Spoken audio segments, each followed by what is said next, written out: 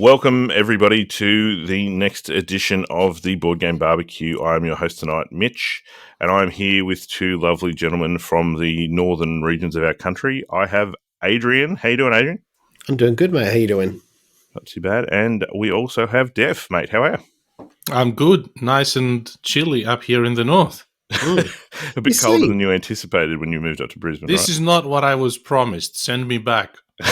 You say the north, isn't it about just past halfway, technically? Well, it depends. If you count population, it's north. Okay. No, I'm just counting like the top to the bottom in distance. Yeah, so a bit chilly up there in Brisbane as well. I thought Brisbane was supposed to be beautiful one day. Yeah. Remarkably cold the next. Is that how it works? Pretty much. It just sort of, as soon as that sun goes, that's it. It just drops. The temperature just starts to rapidly drop and you really feel it for sure. So but as soon as the sun comes out, you're fine. I'm sure if you spoke to Thomas in Germany, he probably would disagree that it was that cold at all. That's true. So what's your top today? Is it about, 17? I think so, yeah, like 18 or something. 18 degrees. Right. 20 degrees. Good. Yeah, it's not too bad. But you're wearing an hoodie, so it must be cold down there. It's the only thing I can fit into these days. An hoodie or a bin bag. Yeah, exactly. Or a parachute. Parachute. Oh, dear. So what have we been up to? Anything interesting? It's been a while since I've been on with you two. Yeah.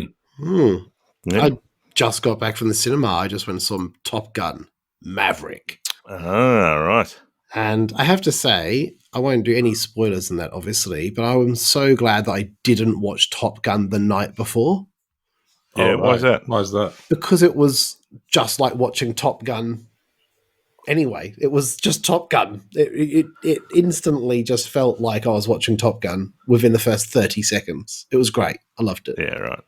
So I saw it about a week ago. I think pretty much almost the entirety of the population of the Earth have seen it now, right? Because it's real popular. I think it's killed it the first couple of weeks at the box office.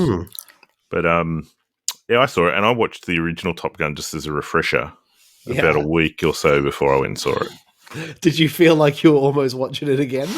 No, I watched the original Top Gun and went, "Wow, that hasn't aged well." Oh dear. But then you watched the new one and went, wow, Tom Cruise has aged really well. Yeah, absolutely he has. I mean, I'm sure that there's some sort of maybe there's some sort of Scientology trick going on there. I don't know. Possibly. Or I think just a lot of super healthy and plastic surgery. Yeah, maybe a mix of all the things. Plenty of Botox. But in terms of the movie, yes, I really, really enjoyed it. I thought it was fantastic. 100%. Yeah. You got what you paid for. You went to see Top Gun and you got Top Gun. That was pretty much it. So that was great. I really enjoyed it. It was worth seeing for sure. So, and it was phenomenal. The footage they got with the real like jet fighter planes using the American military. I heard that they were paying like $50,000 an hour to record the real guys flying the real planes. There wasn't hardly any CGI in the film at all. Yeah, and I did read really somewhere that Tom was insistent that they didn't use green screens and they had to be in the planes and stuff. Oh, you could definitely tell. It was really, really, really well shot and made. So, yeah. Awesome. Yeah, so if you haven't seen it, get along and check it out. And have you seen the spin-off board game, Top Gun, the board game? No. Yeah, no, I haven't either. I don't think it exists, but we're supposed to talk about board games. Oh, right. Nice. I thought that would be a nice segue into whatever we might talk about in the gaming category. Nice and subtle. Yeah, from one board game movie to another. Yes, a game that I just played recently that I really, really enjoyed, and this is a kind of a cool thing that I played it post the hype. Do you know what I mean? Mm-hmm. I think with Ark Nova and stuff for you, Mitch, you spoke about it recently and said, I'm not going to play it. It's just a big hype about it and I don't want to play it during that. I think, to be honest, to a degree, you're probably doing the right thing because all of that hype will dissipate and disappear in a year or so's time. And then you'll play the game and go, I'm glad I kind of waited and played it when it was a bit more of a calmed environment and atmosphere around the game. So you picked up Cluedo. Yes. This week. No, battleships, dude. Battleships.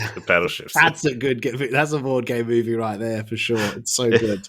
Rihanna in her prime. But Yeah. like, I actually played Dune Imperium.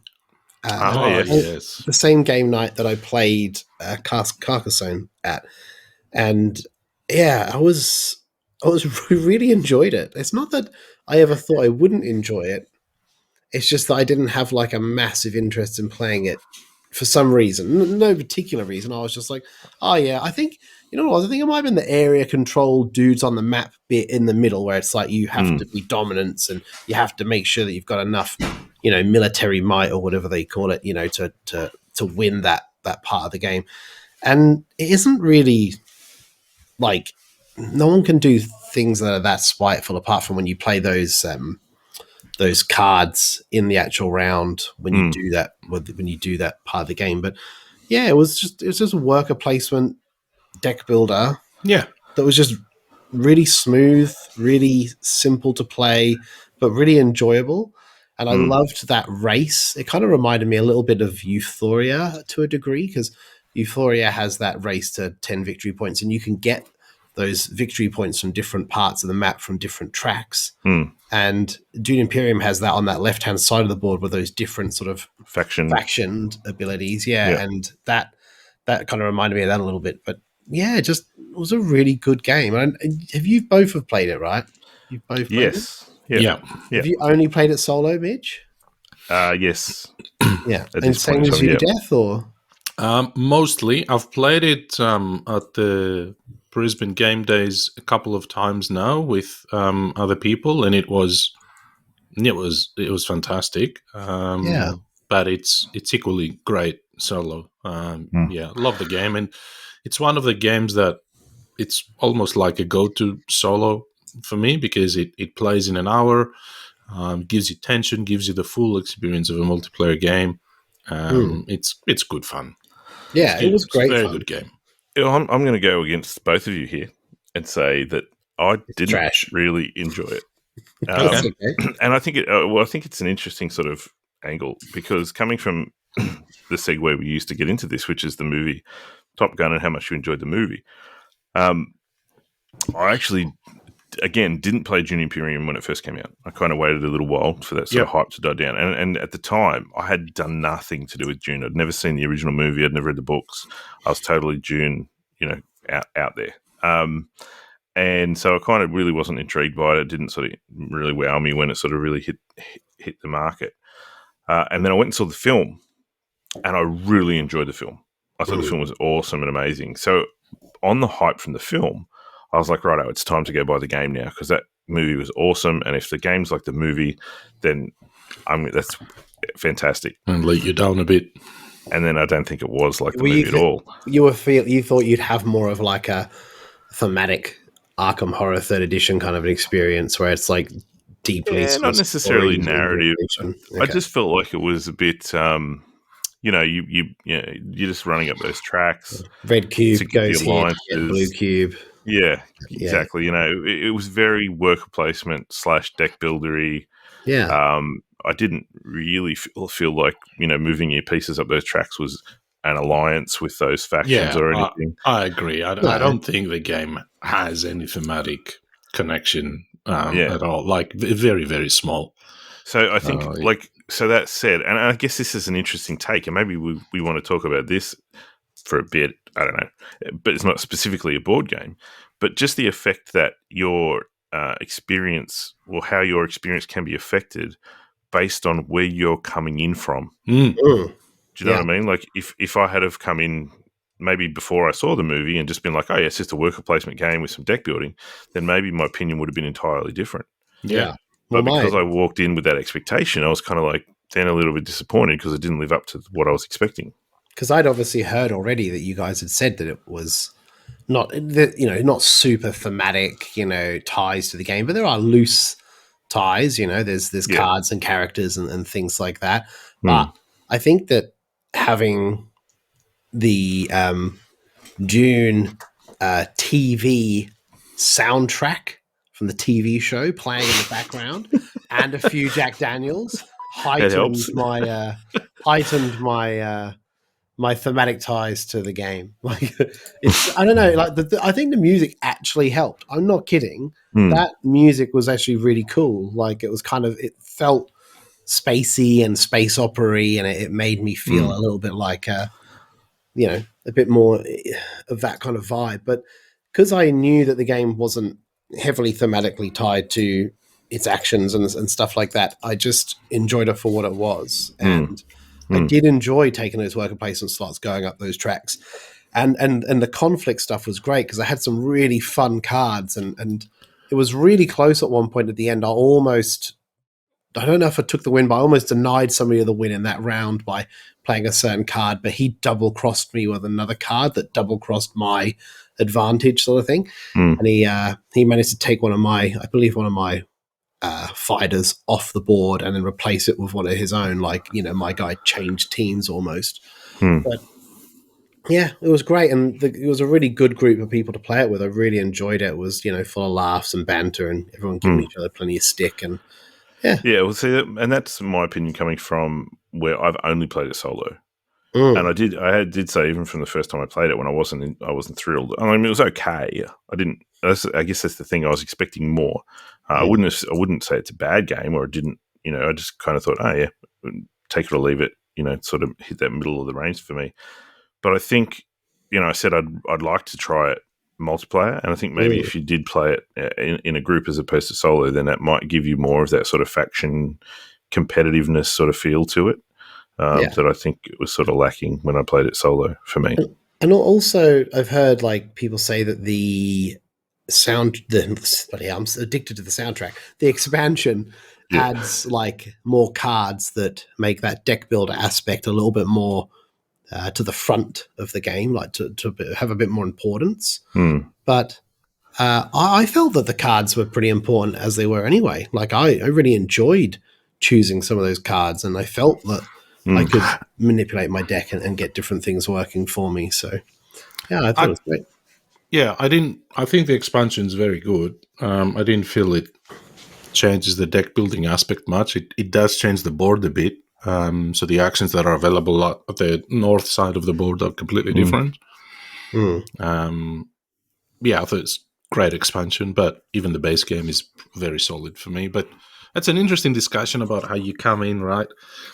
Is that connected to the expectation that comes from the IP as well? Like, immediately my mind went to all of these, Marvel or DC sort of board games, and also there's an upcoming Kickstarter for the Umbrella Academy, the board game, in a few days.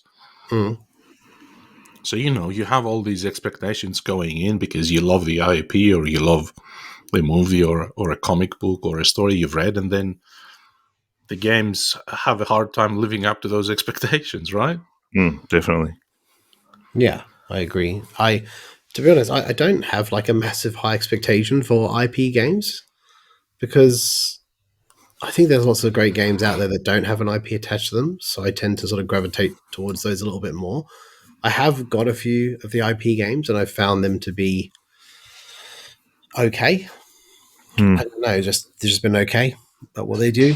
But I don't know. Like the Dune thing, I have no thematic tie to Dune at all because I've not read the books. I've seen the old film with Sting in it like 10, 15 years ago. I don't really have anything that gives me a massive expectation of like, oh, this house should be with that house and so on and so forth. And one of the games that, like, even though it's not a game that I thoroughly enjoyed, was Red Rising. And apparently a lot of those cards thematically really work together because this house works with this house and this person and this character, brother and sister. So if they're together, they get this massive bonus. So I think some games can do it, like make it thematically work for, for the game. But I think that, I think in the Dune one, it just, for some reason, it just doesn't. It's just, worker placement and deck building, and it's all iconography. There's not really any flavor text or anything even on the cards. Yeah, and it's just very vague. I don't know that there's the older Dune game that's meant to be a lot more sort of, not thematic, but a lot more, relevant to the IP, but I haven't played any of those, so... Isn't it the case? There's some sort of, I believe, and I don't know if you guys know the answer, but I feel like I've read somewhere, I've heard somewhere that the original Dune game was the inspiration for Twilight Imperium.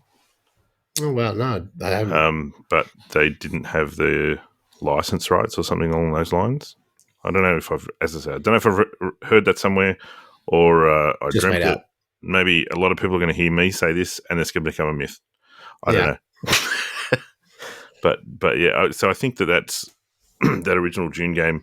I don't know, the Dice Men talked about it not that long ago as well, in terms of how there's a lot more sort of political aspects to the original Dune game. A lot more of that sort of alliances, allegiances, breaking allegiances that goes into that game. So that's a huge game, isn't it? That's like a big again, 5-hour marathon game. It's like 6-player. It's one of those games where you don't really play them with less players. No. They just don't work. And it's kind of interesting, right? Because we now, the last couple of years, we've lived in this time where, every publisher is trying to create games that play great at 2 and 3 and 4, but they have a good solo mode, and they kind of appeal to everyone. And then there's some of these older games that only play at a specific player count. It's very interesting. But yeah, thoroughly enjoyed it. I thought it was a great game. I would love to play it again now that I've played it once and know like the basics of what to do. I'd love to see, what I could do if I played it again. Would I buy it? I probably wouldn't buy it because I know someone around the corner that has it with all the fancy bits as well, like the upgraded bits with the actual little worker men and the actual like little the warriors and the little statuettes and all these other things, which is really cool. But like, I just think it's one of those games that, I felt like it really sung at the 4-player mark, because it could have just been the group and the banter and all that, and it might still play really well at 2, but it just gave me the feeling that I would enjoy it more with the 4. Like, 100%. I thoroughly enjoyed it. So when you ran through all of your Dune history before, though, Adrian, you didn't actually mention whether you've seen the latest film or not. Have you seen it? I have. And man, like, I'm going to probably upset a whole bunch of people right now. It was all right. It was all right. Didn't love it. It's no Top Gun Maverick, mate, but like, okay. No, it was good. I liked it, but it's one of those, and I like slow films. It doesn't bother me.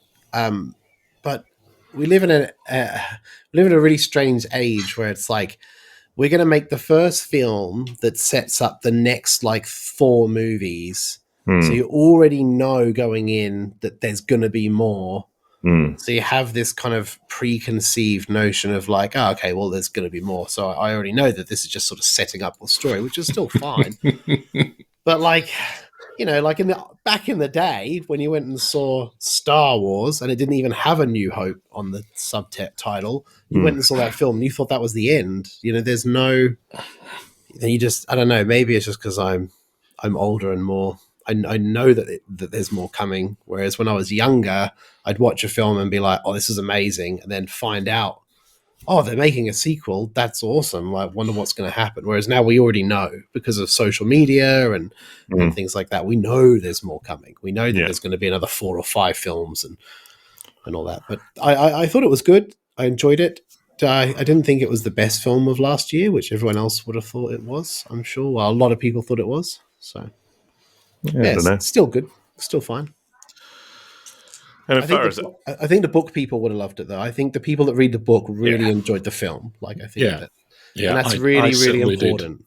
I think that's really, really important to stick true to those books and use the IP correctly as much as I can. Yeah. And I believe outside of Dune Imperium, I believe you two have been getting a bit of gaming to the table over the weekend just gone. Is that true? You could say that. We Put a tried. few hours in. a few hours. The first thing I did when I got to Def's house and sat down is I opened his blinds and took that a was so photo funny. of the sunlight, and I said, "I'm going to take another one of these because it's going to get dark." And then when I take, because I arrived at like 9:30 in the morning, and I wasn't wrong. No. So yeah, we a few weeks ago, or maybe it's been a couple of months now. A couple of months ago, we wanted to play an 18xx together, and we managed to do that. We played 18 Chesapeake, and then we thought, well, let's move on and play another one. So we played 1860, but the whole plan all along was leading to this one, which was to play 1862. Now, 1862, I think it's also called 18EA, Eastern Counties, because it's set in East England, is one of the most complex 18xx games. It's pretty infamous about that. And we were a bit scared to arrange a group play of this, because when I had only played it once, just two-handed myself, and it took me like 3 days, and I got my brain fried, and that wasn't even the full game. So I said to Adrian, look, let's meet up, just the two of us, actually learn the game properly, go through it. If we like it and it doesn't take 2 days to play, then we can get our little 18xx group together and play a 4 or 5 player game. Could you imagine poor Def having to play one of the heaviest 18xx's games, and I'm his wingman for the whole day, trying to do math and stocks and numbers? So if it's so I'm assuming if it's a 5-hour game, it took you guys 10 because you had Adrian as well.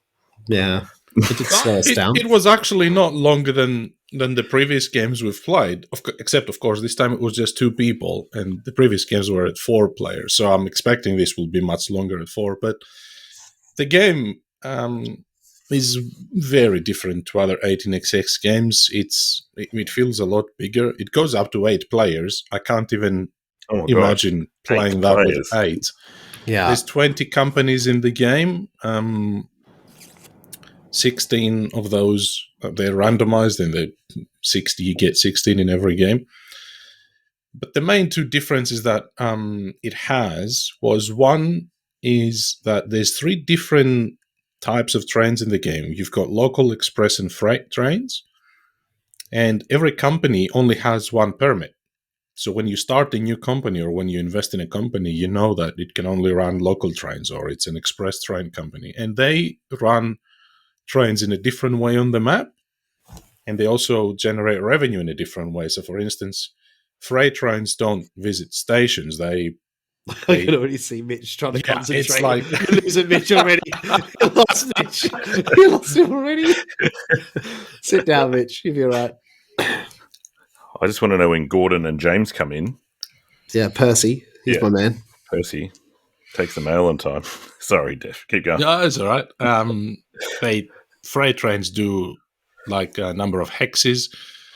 The express trains are I would say, the standard classic 18xx trains, where they visit large stations and off-board areas. And in this game, you have the red areas that go to London and the Midlands and whatever else, but also the ports that go overseas. And then you have the local trains that visit both large and small stations, but they can't visit off-board areas. So it becomes this very involved operating round thing, where you're trying to figure out what each company can do and how much money it can generate. But then here comes the second kick in the game, where in the start of the operating round, companies can do mergers and acquisitions.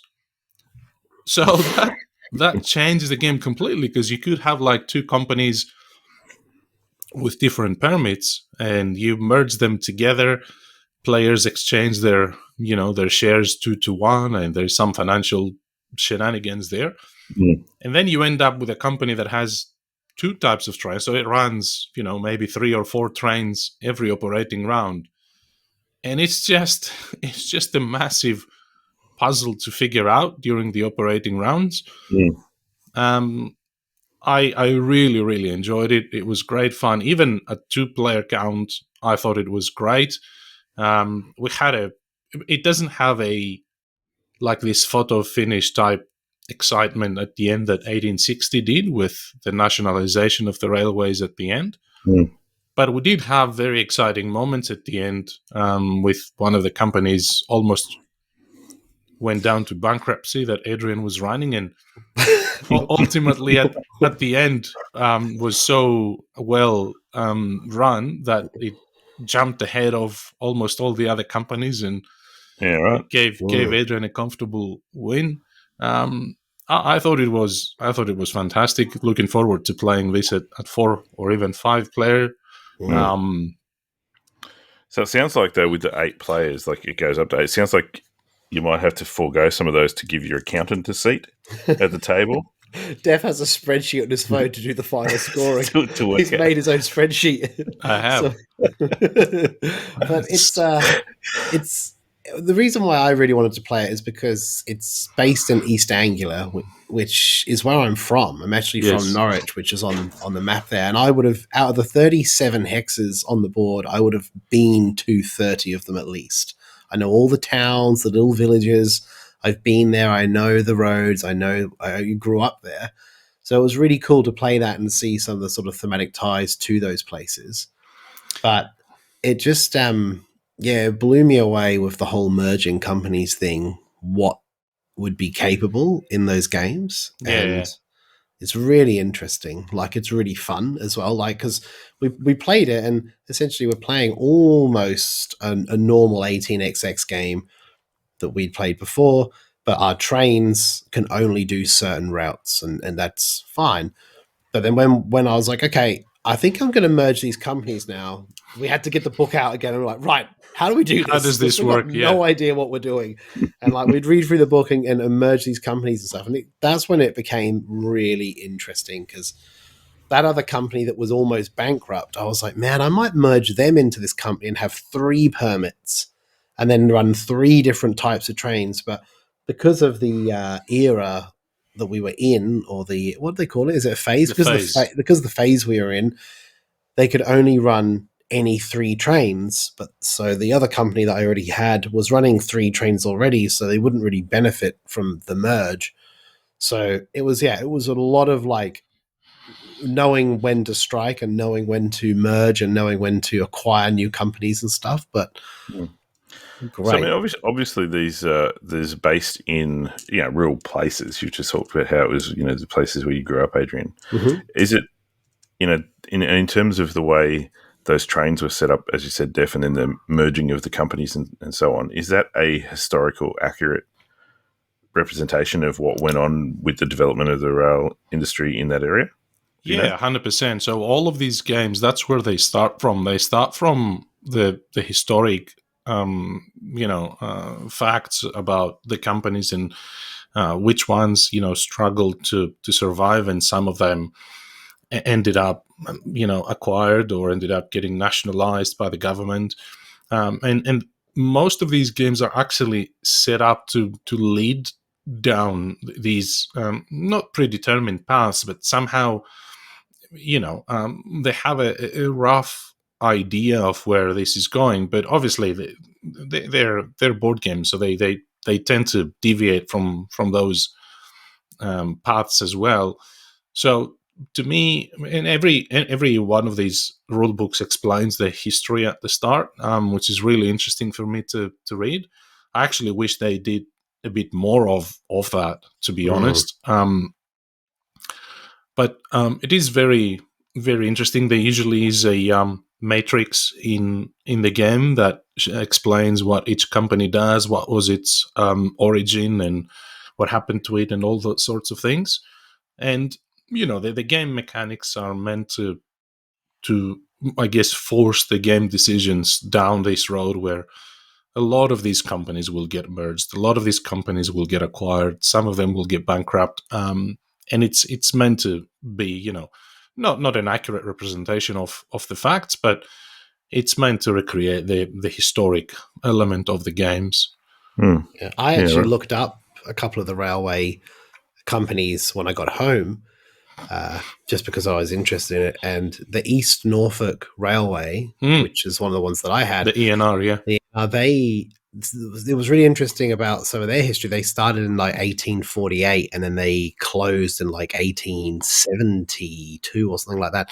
But yeah, they had proposed to do this new railway link between like Beccles and somewhere else. I think it was Fakenham, and something happened to their licensing or permits or whether, so they lost that, and because they lost that, they went bankrupt and they basically disappeared. But yeah, there's definitely historical stuff in there, and the fact that all these little railway companies are real companies, actual companies that existed, that existed back then, is just pretty interesting. And they would all have their own little individual stories and their own little tale to tell. But yeah, it's definitely worth looking them up and stuff on Wikipedia. And some of the pictures and stuff on the actual companies, they show you like this is, the ENR, and this is one of the stations that was on there. Yeah, that's right. The photos were taken like way back then, and it's pretty impressive. I think there is an opportunity there to, for future games, and I'm not sure if any of the 18xx publishers are listening to this, but there's an opportunity to include a little bit more information about these companies in the games, because I do think it would make a little bit of a difference and get you a little bit more invested in the games. But yeah, like you said, Adrian, there's already quite a lot in there. Every charter that you get, which is basically the company has a big photo or drawing of its home station or one of its origin stations, gets you a bit of information there. But yeah, definitely a theme that would welcome more historic information for sure. And you mentioned before, Def, about how this game has the different types of trains, but I'm assuming that that's a choice you make as the owner, or when you're playing the game. Do you want to diversify the different types of trains, or are those trains linked to certain companies, or are they player-based? Is it like an asymmetrical thing, or how do those different trains fit in? Yeah, that's a good question. So when the game begins, you draw 16 out of the 20 companies in the game, and those 16 are the ones that are in the game. So every game, 4 companies are out of the game. But the way it works is you have these tiles that are split into the 3 permit types, local, express, and freight, and you shuffle them and deal one of them to each company at the start of the game. So before the game begins, you already know what type of license each company has, and you can't change that during the game. So when you decide to start a company or invest, you know what kind of trains they can run, which is a big part of the strategy in the game. So the only way to get more permits in a company is to merge companies, because then all of the assets of the constituent companies come together in the new formed company. It's very interesting, because I think that the operations in this game obviously are quite important and a huge part of the game, and I quite like that. I think that there's some 18xx games that focus a lot in the financial aspect around manipulating the stock market and dumping stocks and maybe offloading bankrupt companies to unsuspected people and things like that. And I think that the ones that are focusing more on the operation side, like this one, they suit my style a bit more. But yeah, we had a great time, even a 2-player, which is not really the way to play these games. And we probably missed out a bit on the bidding phase, because at the start of each round, this is another difference to other 18xx games, where you have like a stock round where you buy and sell shares, and then you have operating rounds where the companies operate. Well, in this game, you also have a parliament round in between, where the directors or the investors in the game go to the parliament and bid to the government to start a new company.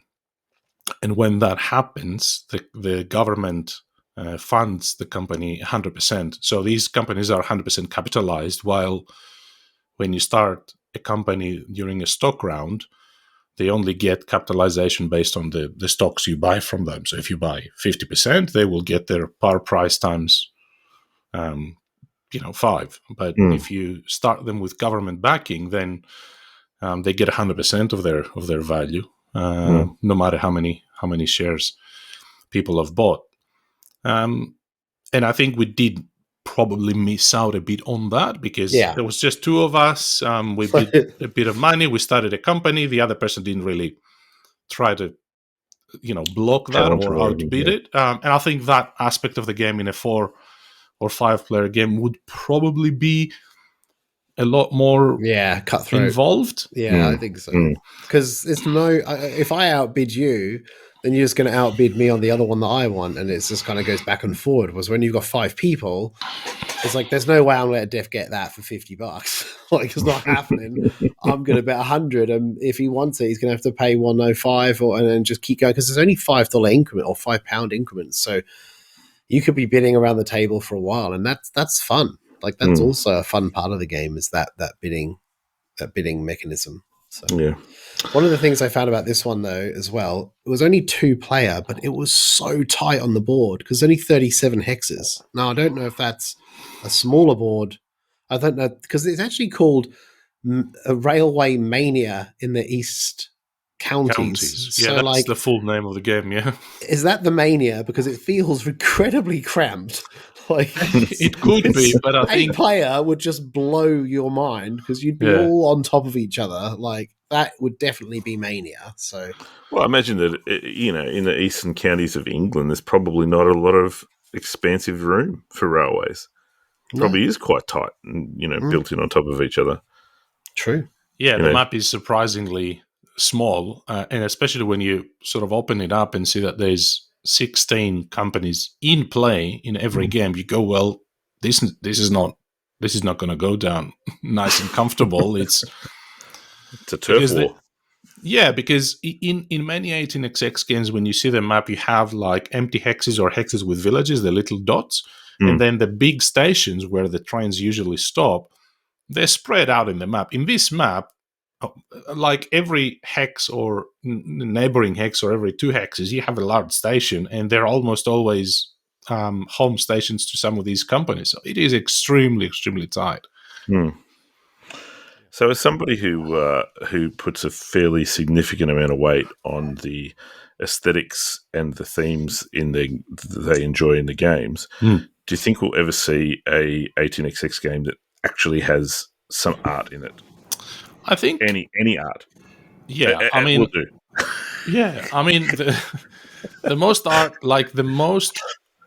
I've seen in terms of like effort actually put in to distinguish the game to every other of the hundreds 18xx games was 18 Chesapeake, and even in that case, I think it's like a cult thing, because even in that case, the nice side of the map. Like, they've redrawn the map. It's really nice. It has modern pastel colors. It's a pleasure to look at.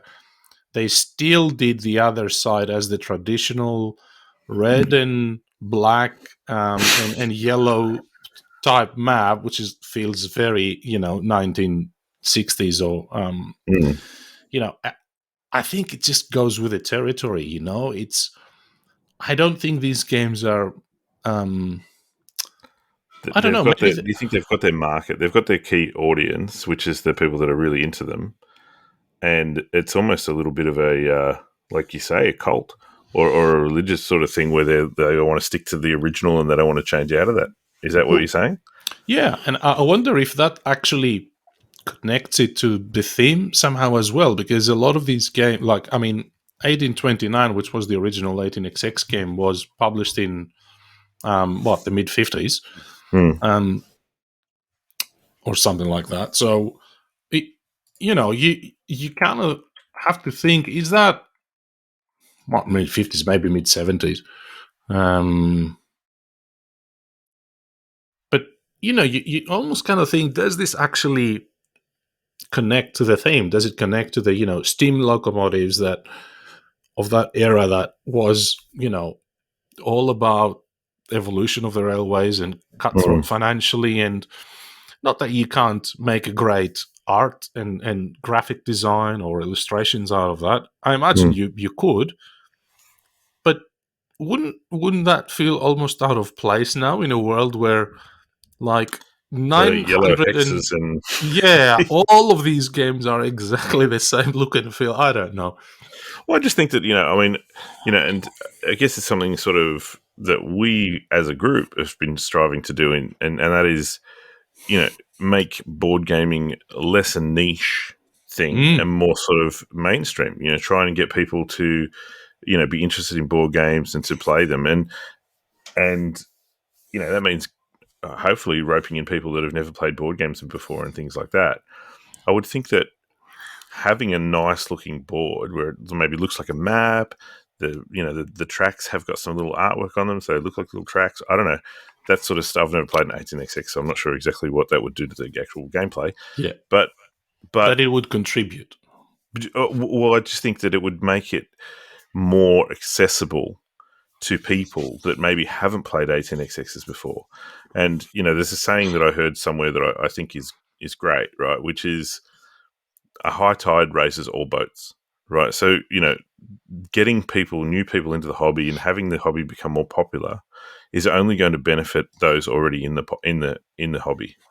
So if having good art and having, something that was more accessible to people to come in and broaden the hobby was going to make it better for everybody, that can only be a good thing, can't it? Yeah, 100%. I think they are starting to go down that road a little bit. You had the Kickstarter Shikoku, which came out recently, which does have it's kind of like Chesapeake, has a nice board, has a more visual appeal. There's also Moon 21 or 21 Moon. Like, that's also pretty interesting. They're doing a futuristic based 18xx, but it's obviously the 21st century, so 21 Moon, and it's based on the moon. It's very similar. It's exactly similar, the same mechanics as an 18xx, but you're on the moon. So people like space games. Like, some people just don't like train games. I never played a train game until I played these games. I played Ticket to Ride, and that was it. Like, nothing else. And now I love them. And I think that I definitely, we spoke about it a little bit when we were playing.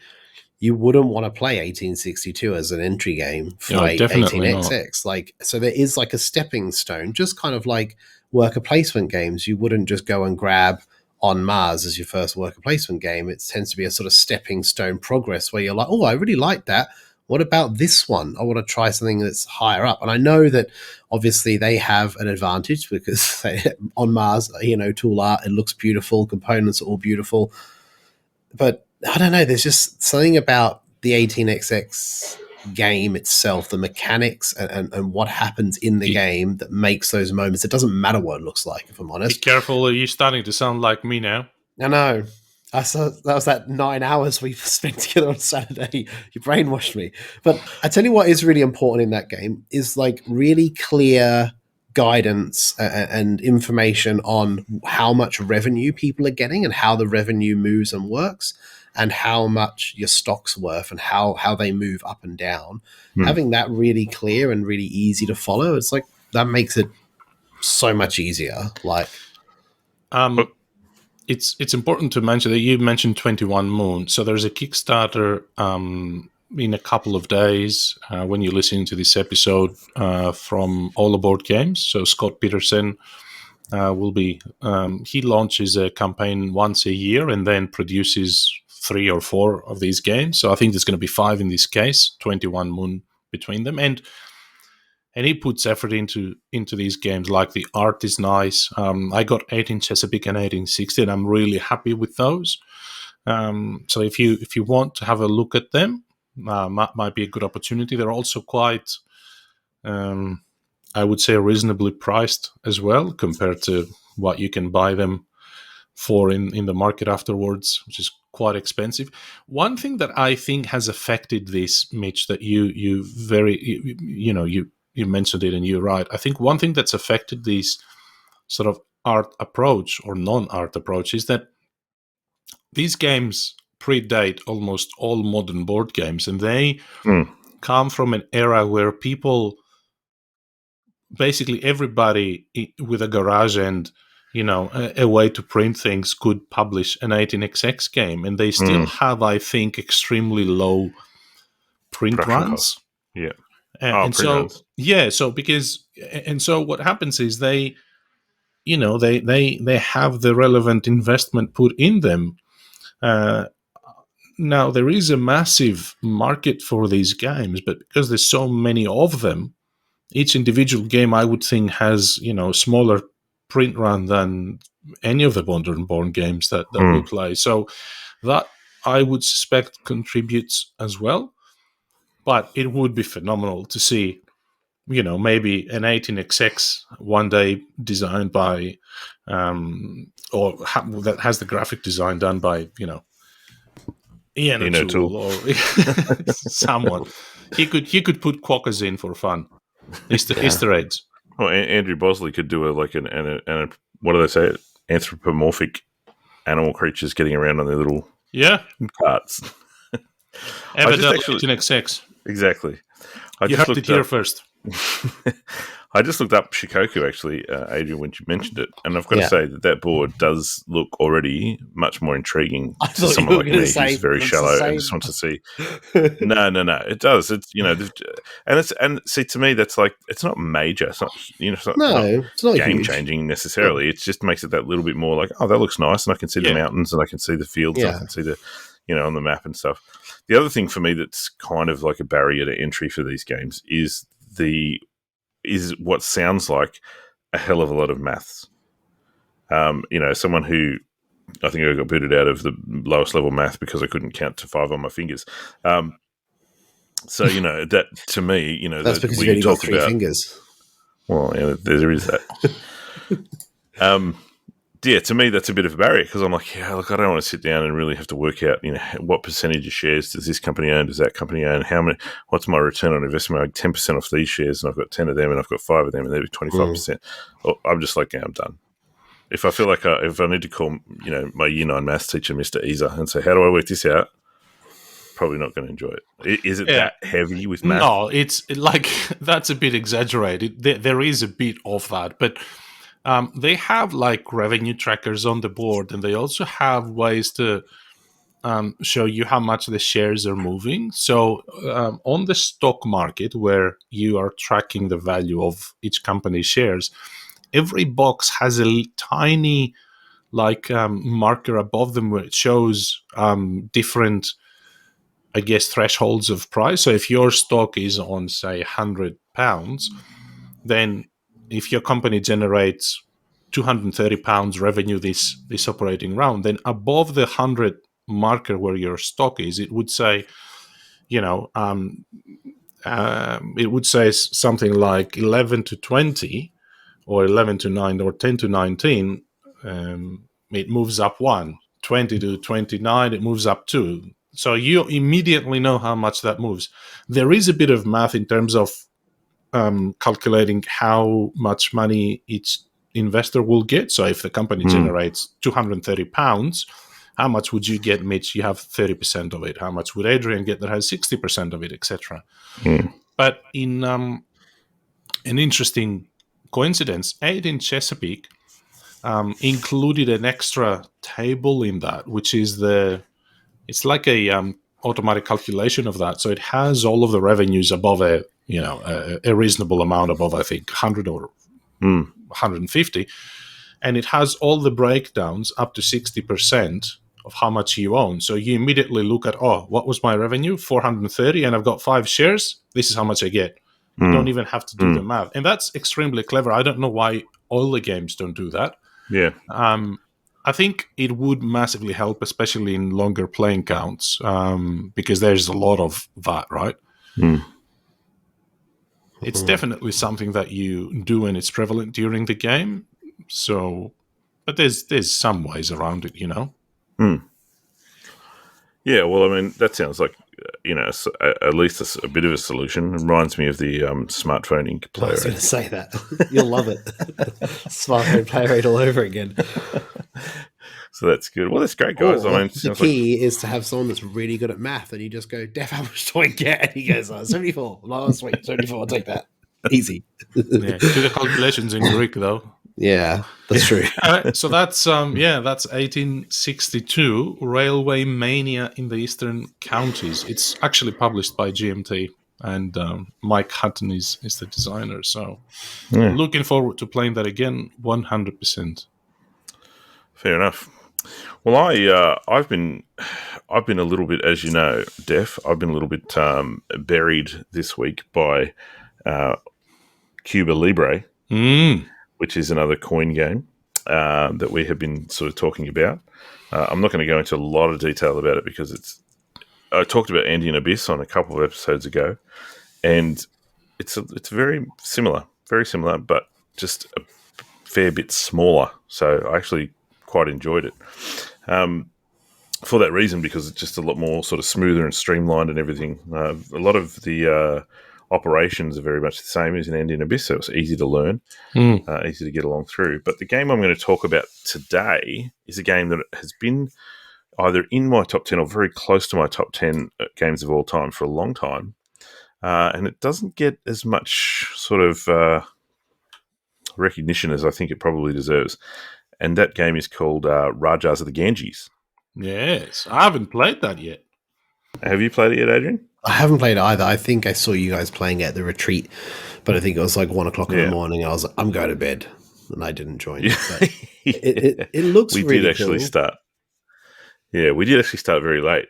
It's it's a dice resource worker placement tile laying game. So there's a fair bit to it that's going on, and I think the one thing that seems to be it gets known for is the mechanic that I believe Ark Nova kind of pinched from it. Well, took inspiration from, I'll say, in that you have two different victory point tracks that go around the outside of the board. One is money or currency, and the other, I think, is prestige or something like that. The interesting part is that one goes clockwise, the other one goes anti-clockwise. So they're traveling in opposite directions around the board, and you have a marker on each, and the first person whose markers actually cross each other, that triggers the end of the game. Yeah, right. So it gives you this kind of interesting dynamic where you can go, well, I'm just going to focus on currency. I'm just trying to build up heaps of currency, and pushing your currency marker right around the board quickly might be a good strategy, because you'll get that around quick, and then maybe it'll catch right up to your prestige marker that maybe hasn't moved all that much. Or conversely, you can focus on the other way, the prestige, and push that around the board quickly. Or you can do both. You can do a little bit of both, and it's going to be so it's sort of one of those, you can't really tell who's in front because it's not just whoever's ahead on any particular track. You got to try and look at the differences between where they're at, and I think that's a really good part of this game in terms of being something different. It's a interesting way for that to play out in terms of your scoring at the end of the game. In terms of the gameplay, you have workers that work very similar to any other worker placement type workers, where there's a number of different action spots on the board. You also have dice resources, which are different colors and obviously different numbers based on what you roll them. So you may take a particular worker placement spot, and that spot will cost you maybe a green die to a certain value. So you have to have a green die, you have to have a die of a certain value in order to do that action.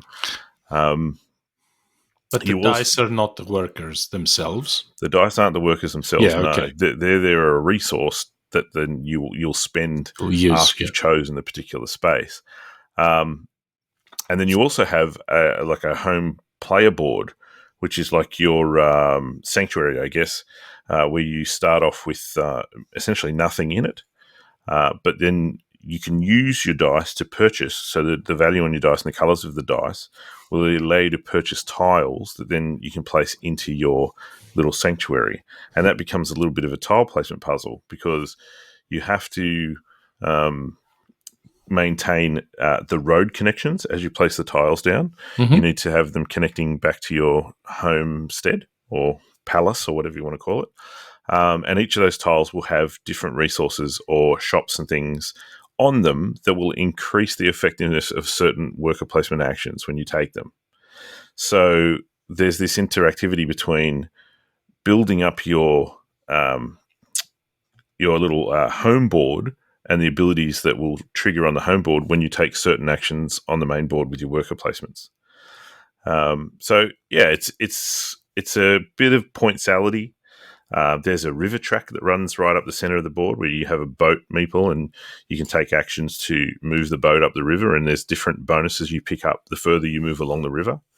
Like a lot of worker placement games, if you move certain distance around the scoring tracks or up that river track, you can unlock additional workers. So as the game goes along, what you're able to do on your turns is increasing sort of exponentially because you start getting more and more workers. I mean, you can utilize them better, and so it's just it's a really cool game. I think it's one of the better games that uses dice as resources like that. And it's well, I was playing a couple of weeks ago with Harry, who is a friend of the podcast. And there are moments where you can sort of overspend your dice, and then you'll have a few turns where you're really scraping because you're like, great, and I don't have any dice now. And then you have to spend dice to sort of generate more dice. And then it becomes this sort of, slow burn where you're trying to build up those dice resources again before you can start really taking those big sort of actions that sort of, get you the most benefit back. But yeah, so it's that's essentially the summary of it. I'd highly recommend anyone who is into worker placement and that sort of stuff to have a look at it and have a go. As soon as you started talking, I saw a couple of photos from the board and the dice, and I immediately thought, I want to play this. It has this almost distinctive look that some of these very traditional German Euro games have. Like I'm thinking like Voyages of Marco Polo or Castles of Burgundy or you just know that they're solid designs. You know what I mean? Yeah, absolutely. And it's really funny because we were just talking about theme before about Dune Imperium and the theme, being a bit vague and not really. The theme in these games is completely irrelevant. It doesn't matter because the mechanics are so solid, right? And they're engaging and you're having fun. It looks very cool, and the player boards look quite interesting. The game on the player boards to place your tiles. Is it a long game, Mitch? Oh, look, no, I wouldn't say so. I think it probably runs about an hour to an hour and a half. Okay. So this is the thing. You can kind of control how long you necessarily want it to be. You can sort of build it up. You can on how you might want to really push a particular one of those tracks around. Focus on hammering that out so quickly. Or you might say, well, okay, I've really pushed that around. Maybe I'll move my other piece around, work on the other track. So it really sort of depends. You can sort of rush to the ending. I will say that when we played it at the retreat, from memory, I think Mike won. So that just goes to show anyone can play it. Anyone can win it. If Mike actually, can, right? Talking about Mike, Inca Brand and Marcus Brand, the two designers that did Raj of the Ganges, also did Word Slam, which is the game that he spoke about last week. So, right, okay. And they also a lot of the exit games. The game series. Yeah, loads, heaps of them. So very diverse designers. That's right. And Raj of the Ganges is nothing at all like any of the exit games I've played. And I haven't played Word Slam, but I would attest it's probably not the same. No, not at all. Very diverse. But that's cool. I like when that happens, when they're doing lots of different types of games, not just doing the same game over and over kind of style. Yeah. So that's really cool. Is it fair to say that this is probably good at any player count, Mitch? Because some of these sort of very classic Euro designs, they play well at 2, they play well at 3, they play well at 4. It doesn't really have it like an optimum or desired player count. No, it plays smoothly at pretty much any player count. I mean, as with most worker placement games, the main interaction that you're going to have is taking the worker placement spots. So there's actually, the board comes double-sided. So there's I think it's 2 to 3 players on one side and a 4-player on the other side. So you actually have different number of worker placement spaces available depending on which side of the board you're playing. The other area where it's there's a bit of a player sort of interaction is when you're choosing to buy the tiles, they come out off the top of some piles. So, you both might be trying to work up to get, maybe, 8 value in green pips on dice to buy that tile because it's got some good resources on it. So then it almost becomes a race because everyone's going, oh, that's a good tile, I'm trying to get that. And obviously one person's going to get it and the other 3 are going to miss out. So, there is that as well. No solo mode? No. No, which is I just interesting read enough. that and I was like, hang on a second. You said you don't buy games and it's got a solo mode. I bought this before I stopped buying games that don't have solo modes. But there is actually a fan-made solo variant that's available for download on BGG. I have downloaded it and printed the cards off. I actually haven't actually played it. Okay. Yeah. Cool. So I can't speak to the solo mode, but it is a really fun game. I believe they've also done a spin-off roll and write version. Okay. I think there's a Rajas of the Ganges, the dice Rollers of the Ganges? The Dice Charmers, it's called. Is it? Yeah, there you go. I was just looking at that, yeah. Yeah, and I think I've read a couple of people say it's good. Yeah, but I haven't played that one myself either, which again, I'm a roll and write guy too, so I don't know why I haven't actually got around to getting that and having a try, but it's on my radar for certain. You think you'd be able to just buy the pads, right? Because you've got like 1,000 dice in that Raj of the Ganges box. Do you know what I mean? Like, you wouldn't even need any dice. You got like 50 dice. Maybe not. You'd be pretty upset though if you bought the dice game before you bought the.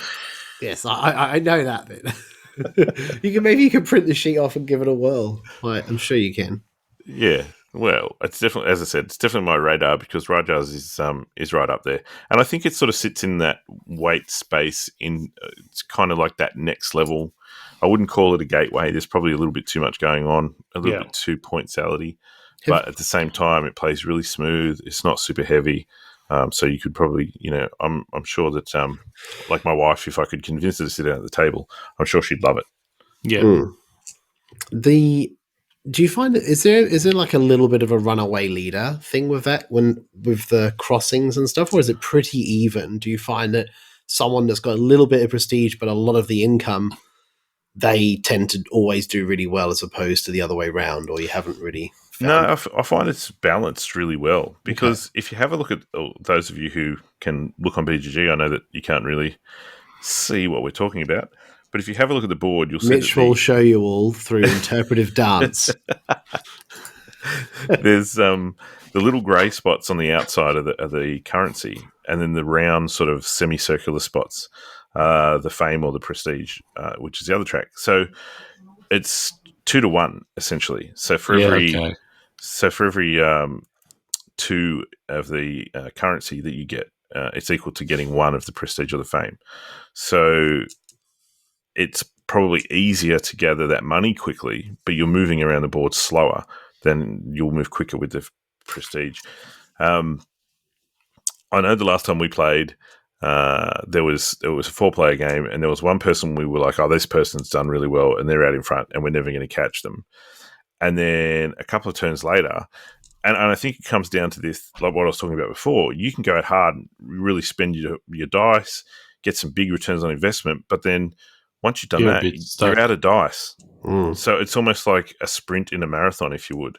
You shoot out early and then you don't have the resources. So you kind of got to then that slow burn back to get back on top of things. So this person had jumped out to quite a big lead and we were like, we're never going to catch them. They're way out in front.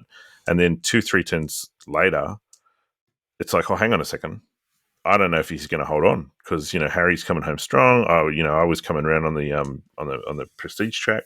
So, and it was so close that you couldn't tell. Like, we got to the point where we're like counting the number of squares in between our counters to work out who's trying to, who's in front, who do we need to catch. So, and the guy that was out in front, he actually ended up getting there in the end, but it was a lot closer than we thought it was going to be at the start, because it does have that kind of momentum balance.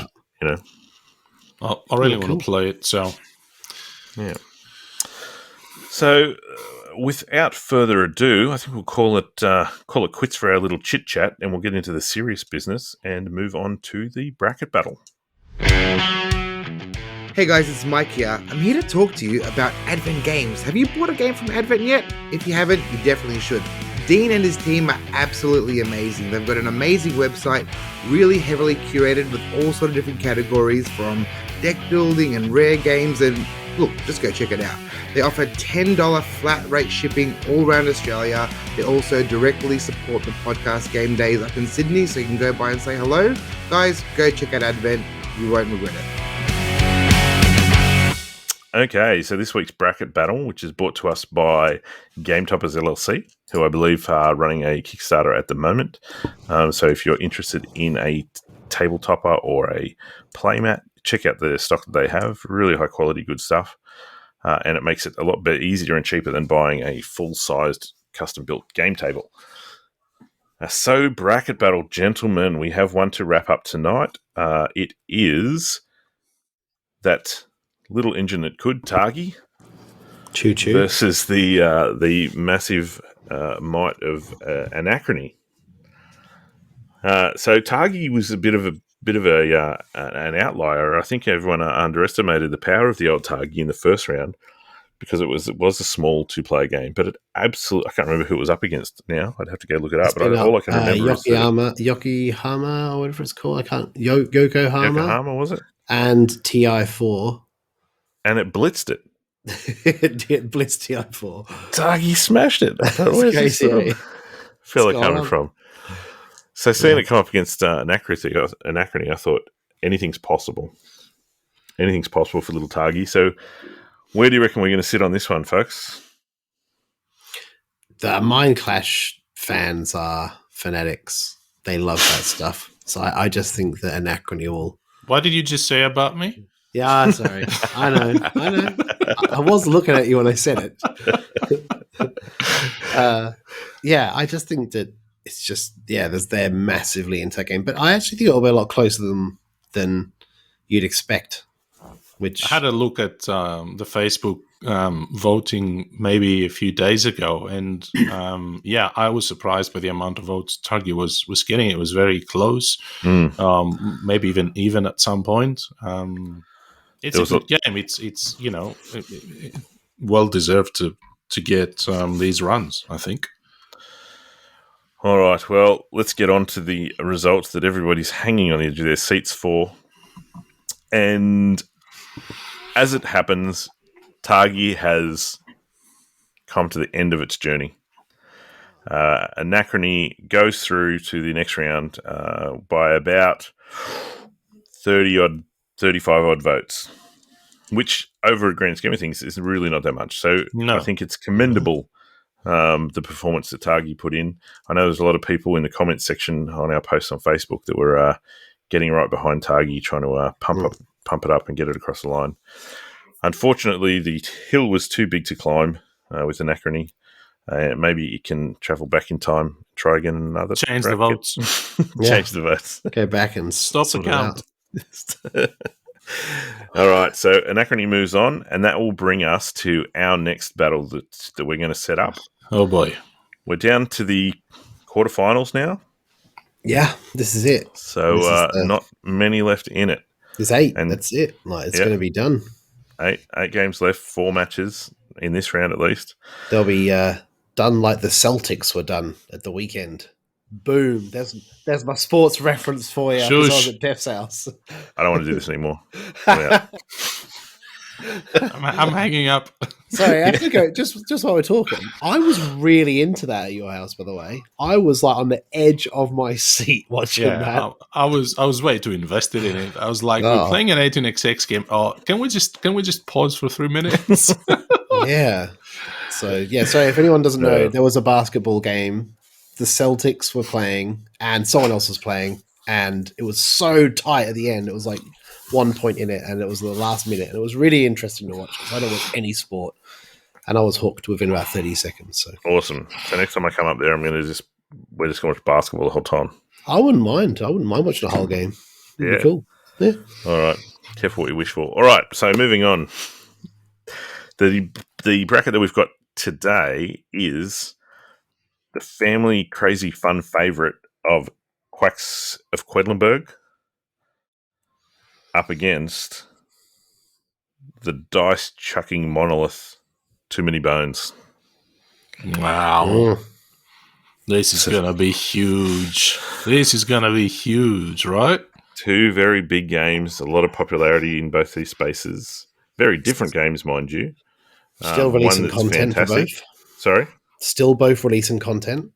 Still both releasing content. Yeah. Alchemist just came out recently, and Too Many Bones Unbreakable is not far away. Mm. So I think I know where Def sits on this one. So I'm going to go to Adrian to begin with. Now, Adrian, you've had an interesting sort of history with Too Many Bones, haven't you? Have I? Yeah, I think you kind of enjoyed it, but didn't love it. Yeah, I thought it was going to be more like the Arkham Horror 3rd Edition thing, like an adventure game as opposed to like a battle arena game. And when I started playing it, I was like, this isn't what I thought it was. And then it really threw me. I was like, well, where's all the like, adventure-y stuff bits? And it just didn't have as much in it as I thought it was. But I believe that, is it Undertow that adds a bit more of that in it, or one of them adds some more of that kind of element in. Yeah. But I still enjoyed it. I loved building the character. That was obviously the best bit. That is the best bit of the whole game, right? Upgrading and all that. And I played patches, which, that's right up your alley being a healer. Yeah, that's all I would play forever. Loved it. But yeah, I just don't own it because I just don't think I'd play it enough. So, and it's not a cheap game by any means, but it is a beautiful game. It's lush, all those dice trays and all those, every like unique piece to it is cool. I really like the picking the lock mechanism where you're trying to open the treasure box to try and get the bonus. That? I liked that. I know you'd hate that. Is there? I mean, I like the fact that it's there, but it drives me crazy. Yeah, because it's super hard. Yeah, super hard. I did like it, and I did like that it was hard because it's you're not going to always get it, and that's kind of cool because you don't want to always get it, otherwise it becomes boring. It's like, it's easy, like But yeah, I really thought that was really cool, and I mean, I love how the boss Chip or the monster Tyrant, or the person, if you're fighting against Chip, sits under the stack of the health tokens. On top of, yeah. So therefore, like, you can see how much health everybody has by their stacks of chips. That's very clever. And it also, you can weigh up like who's a big threat, who's not, who's on low health, who do you want to quickly kill off to then move on to something else. And that's funny you should mention that, Adrian, because we just spoke about burncycle a few days ago on a couple of episodes ago. And one of the things I said was like, well, in Too Many Bones, it has this 3D view and you can, see things, how they're different. But burncycle, everything's flat. So it's interesting you mentioned that. Well, you know that like when a boss comes out and he's got 12 health or whatever it is, and he's just this massive stack, and you're like, yeah, he's a bit big. I'll stay away from him. Everyone else can fight him. So, and what about on the other side of that coin with Quacks then? And Quacks, like, I like Quacks. I think it's a great game. I tend to just play it as a sort of entry game or a gateway game to people who don't play many games. It's not my favorite game, but it is my favorite bag building game because it's the only one I have. Like, it's the only one. An easy choice. Sounds like a lack of options rather than a preference. Exactly. But I actually I like it. But you know what? Sometimes I think it's a bit long, if I'm honest. Like, sometimes I think sometimes it's a bit long. And it's 9 rounds, isn't it? I think so. Yeah. From memory, about 9 rounds. And even though it's simultaneous play, when you're playing with a 6-year-old who's constantly looking in the bag, it doubles the time because you're not really playing it together. You're just sitting there watching him, making sure he's not cheating every 5 seconds. Like, I just dropped something on the floor. Hang on a sec, I'll pick it up, and just like roots through the bag, and I got a yellow one, and I've already got a white one down, so I get to remove that. I'm like, good try. Put it back in the bag, like. So it has, I think Too Many Bones has those big epic moments in, right? And I think Quacks also has that. Like, they have them big epic family moments where you pull that chip out and you're like, yes, I did it. I just got past what I needed to get, the amount. For me, it's the other way. The big moments is when I pull the token out and I explode all the time. But yes. Yeah. That's a big moment for everyone else. Exactly. Someone else's great moment, not yours.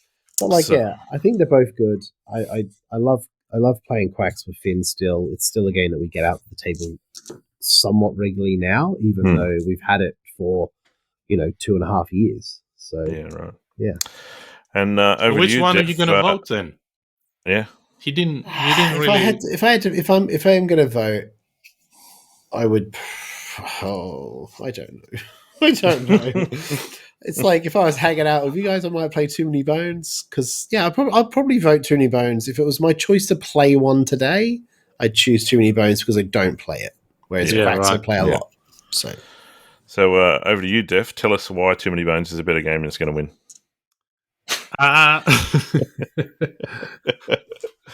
I'll tell you why it's going to win, because Mitch is going to make 1,400 accounts and just vote Too Many Bones 1,400 times. So that's why I'll probably win. It's only fair.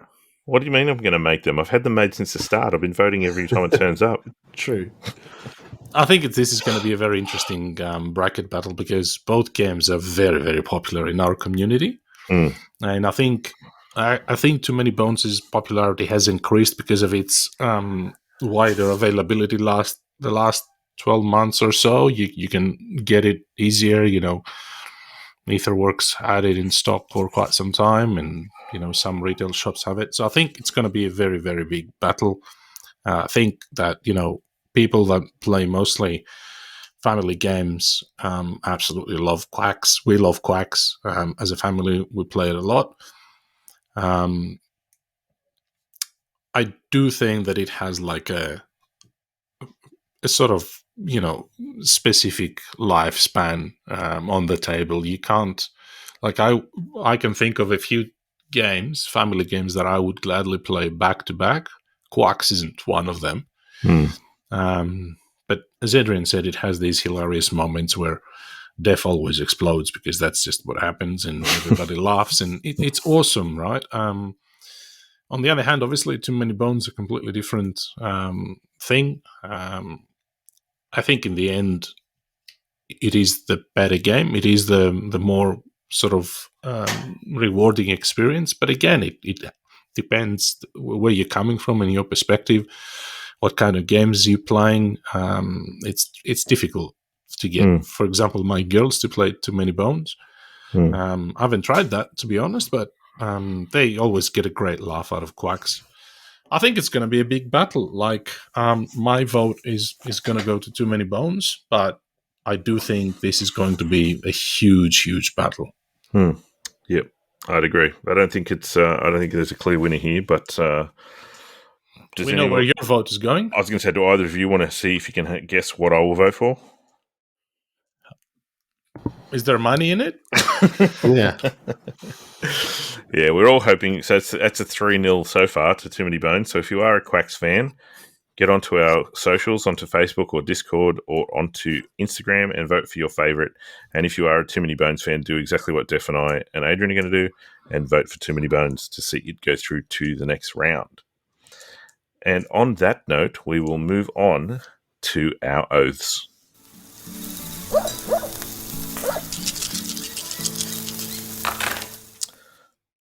But before we do get onto our oaths, I'd just like to take this opportunity to put a shout out to all of our Patreons who support us every month. We very much appreciate that. We wouldn't be able to do what we do without the support of our Patreons. So thank you to everyone who has done so. If you would like to be a part of that, support the show, you can go to patreon.com, search for Board Game Barbecue, and choose a level at which you would like to support the team here. If that's not something you feel up to doing, then you can support us in other ways. You can support us by joining our Discord community and being part of the discussions that we have every day, sometimes more than I can keep up with. But there's a great group of people in there in Discord. You can visit our Facebook community at the Board Game Barbecue community, participate in the chats, vote for our bracket battles, all sorts of stuff in there. You could leave reviews for us on Apple Podcasts or the new star. Is it a star system on Spotify? Or you can just say, yeah, it was really good. No, I don't know. One of those. Star. You just put like 1 to 5 stars, and that's it. And there you go. And if you do listen via an Apple podcast, you can actually leave a review there in words. And if you do so, Dan, our elder statesman, will read it out on the next show that he's on. So thank you to everyone who supports us in any way, shape, or form. And whilst talking about that, I might just quickly mention that we have some game days coming up. Yes. So we have the Sydney Game Day, which is coming up on June 18th at the Castle RSL. There are still some tickets left, so I would suggest if you're intending to getting along, jump online as soon as you hear this and grab some because they won't last long. So that's going to be a great day. After that, we have Brisbane coming up in August 20, I think, Adrian. Yep, confirm for us. Yep, and also Melbourne the week later on the 27th, I think. So plenty of game days to be involved in if you're willing to travel. Otherwise, get a ticket to your capital city and be there and come up and say hi, and we'll play some games. With that, it's oath time. And both of the guys are looking down at their desks and staring sheepishly away from the cameras. So I'm not sure how this is going to go tonight. So let's start with Def. How'd you go, buddy? I don't know what you're talking about. I've been smashing my oaths since I returned to the podcast. If anything, I had 4 months to play 200 games and swear oaths that... You sure you just didn't play a bunch of games and then just line them up as oaths? As oaths, yeah. But I mean, from last time, one of the oaths I had was to play more of burncycle. We had just got it last week. Mitch, you and I were on again, and we kind of had fumbled through our first game.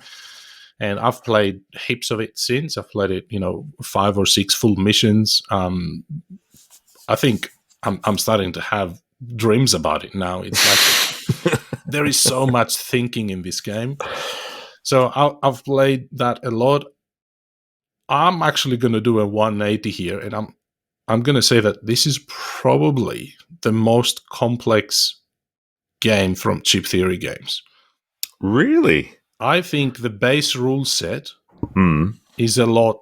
There's a lot more there than Too Many Bones and Cloudspire. It doesn't have as many terms, like the abilities that every character has in Too Many Bones, or all the fancy keywords that Cloudspire has, and you have to constantly look them up. It doesn't have that. There's only 4 or 5 of these. But the core rules, there is a lot going on. So I'm very, very happy I've played more of Burncycle. That's done. There's definitely going to be more of that. The other oath, which has been massive, and I wasn't exactly confident that I would get it done, or should I say we would get it done, because it was to play a coin game with some members of the team, and I'm happy that Mitch, Conor, and myself had the opportunity to play our first coin game together, which was Andean Abyss a few days ago. And that was an absolute blast. We probably should do a separate episode or a Patreon episode just talking about that experience. It was phenomenal. So that was done. Now, a new oath, I didn't really know what to do next, because I didn't want to swear an oath to play a new coin game. My brain has needs a break. Started melting on the floor just by thinking of it. So instead, I'm just going to swear an oath to play the On Mars expansion, which is nice and quick. I just got it this week. I've played there's 4 missions. I've played the solo mission a couple of times. It's extremely difficult, but there's 4 missions, and so I'll swear an oath to play all of the different modes or modules or missions, whatever you want to call them, in the expansion game on Mars. Adrian, I'm going to need your help with that, because the first mission is needs at least 3 players, so we need to line that up. That's going to be my new oath: on Mars alien invasion. There you go. Okay, well, we're on a roll so far. Total success. Well, based on that chuckle that Adrian's let out, as well. I'm going to go next, so that when Adrian fails, it's much more climactic. So I had my oath was to play more burncycle, and as Def just alluded to there, I have done that. I actually, from the last time I was on the podcast, I think I just started and I was partway through the tutorial. I'd literally only played a couple of turns, I think, at the time, and working on the tutorial. And I actually then went from there and ditched the rest of the tutorial and just went headfirst in without the tutorial, which I didn't really have a problem with. It was still fine. I learned my way through it and was quite happy with how things went. I did end up losing on the 3rd level. I didn't complete the 3rd level successfully. So maybe for the strategy tips, it would have probably been better to stick around and go through the tutorial to see how they suggested that you play strategy wise. But nonetheless, I really enjoyed it. It's a fantastic game. I've actually put down, I'm doing a teach of burncycle at the upcoming Sydney Game Day on Saturday. So I'm really looking forward to fancy. that. Yep, really looking forward to that. That'll be great to be able Brad to play there with. To teach it, or sorry, is Brad going to teach it? Brad actually came down while I was playing it, and he was like, "Oh, this looks awesome!" And he sat down and watched me play a few turns, and he's like, "This looks really good." And I said, "Yeah, it is great," because he really likes that the whole stealth side of things as well. He loves stealth games, so he was right into it. And I said, "Oh, cool. Do you want to?" I said, "You can just take over one of these characters, and we can play a few turns if you want." He goes, "No, I'm out. I'm going." Yeah, and he jumped up and took off. So, but he seems keen enough. So hopefully we'll get him to play a game. That's awesome before too long. Yeah, nice. So that one was done. Tick that box. And my next oath is going to be when Sarah and I a couple of weeks ago went down to Good Games in Hurstville to their factory outlet, and one of the games that I picked up at the time was Pandemic: Reign of Cthulhu. Oh, nice. Yeah. So I'm a bit of that. Yeah, I'm a bit of a fan of Pandemic, as I think you guys might know. It's one of the first games that I played getting into the hobby. I think it's a classic co-op. Like it really sort of is the absolute epitome of co-op games. And you know, how do you mix that up a little and make it a little bit more interesting? Well, stick a few Elder Gods in there and see how it goes.